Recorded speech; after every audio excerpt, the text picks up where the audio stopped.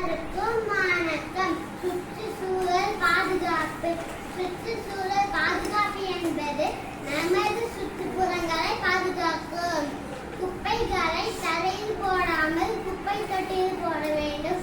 நீரை வீணாக்காமல் சிக்கனமாக பயன்படுத்த வேண்டும்.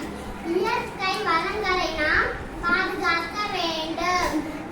சுத்தமான காற்று, நீர், நிலம் நமக்கு அவசியம். சுற்றுச்சூழலை பாதுகாக்க மரங்களை வளர்க்க வேண்டும். பிளாஸ்டிக் பை பதிலாக நாம் மஞ்சள் பை பயன்படுத்த வேண்டும். சுற்றுச்சூழல் குறித்து விழிப்புணர்வு ஏற்படுத்த வேண்டும். நன்றி.